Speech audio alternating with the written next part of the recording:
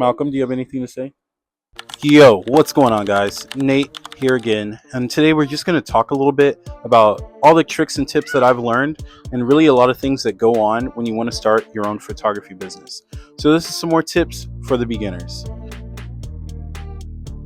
First thing is when you're starting off, you don't want to spend a whole lot of money. I know you see a lot of other people who are able to buy these nice expensive cameras, nice expensive lenses right off the bat, but for the most of us, that's just not the case. At least for myself, it wasn't. I really only had about $800 that I was willing to spend, and I just wanted to dip my toe in the water, you might say. So the first thing I did was I hopped on Facebook Marketplace and ended up picking up the Sony a7 II, this guy right here, and I got it with the kit lens and then also the 50mm lens. And out the door, the guy gave me a sweet deal. He only charged me $650. I took this, immediately started taking pictures. I took pictures of my wife, took pictures of my family and friends, anyone who was down to do a free photo session, just so I could test out using cameras again and being able to get more familiar with shooting again and doing portraits so I could build up my portfolio. After that, I was able to get a little bit of traction, and then I decided once I started being able to book clients, it was time to upgrade at least the lens portion. And so I hopped on eBay and I picked up this 85mm Sony f1.8 lens, which was my go-to for a very long time. I did a lot of portrait sessions on this, even some indoor studio Christmas sessions, and this lens honestly was really great. It paired really well with the Sony a7 II for the price that I was willing to pay at that time. Now, once I got more traction, more clientele, I decided it was time to refunnel that money, just continue investing in the business. As we grow, we go, and as we go, we grow.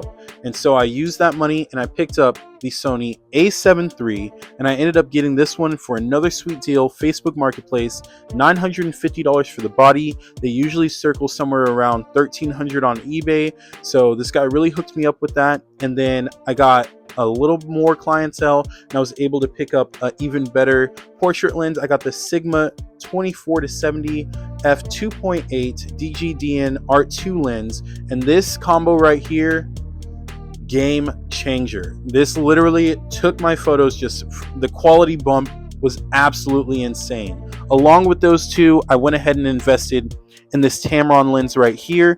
It is a 70 to 180mm lens. It was pretty great also, but I do prefer shooting on my Sigma.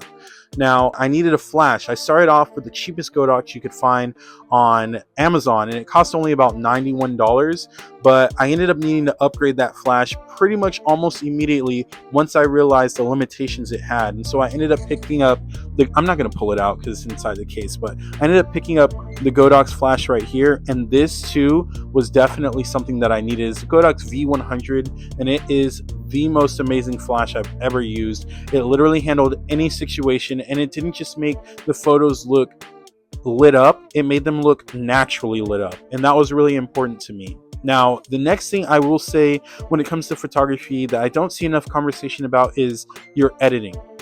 So a lot of people, when they're jumping into photos, it seems like they're just focused on the gear, or they're focused on just maybe the poses or the couples that they can get. But my biggest struggle that I've noticed with my photos is I can take an amazing photo, or what I thought was an amazing photo, but it turns out that it was the editing is where I needed to focus on.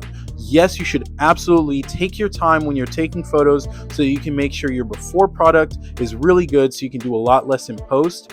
But there's those times when it just doesn't happen. It could be the lighting situation that you're working with, or maybe the different color shades that people are wearing as compared to the background that they're in. There's just all these different sorts of things that you're not even able to control. So what I recommend is spend a lot of your time diving into Lightroom or whatever you might use to edit your photos, and take a lot of time really understanding what each individual slider does, what every graph does, what your clarity does, what your dehaze does. Just go ahead and fully dive in and just mess around with it. It's great to buy presets off of people. I personally haven't done it yet. I do plan on doing it. There's a few people who have some preset packs that I think look like they could help me a lot. But if the preset makes your photo look good, but you're still not happy with it, what are you going to do then when it comes time to edit the photo? You're still going to need to know some things yourself. So I highly recommend that you just spend, I would say, a few hours at least, just editing different photos that are very, very different from each other so that you can get a good feel, because your editing can take your photos from looking like this to like this. So those are my tips so far. Honestly, I've spent a decent amount of money on all of my photography gear, but I have booked enough clients to just about pay everything off. I do have some more upcoming weddings that I'm going to be doing. I have some more sessions that I'm going to be doing, portraits. And I'm really excited for this journey. So I hope you guys stick around.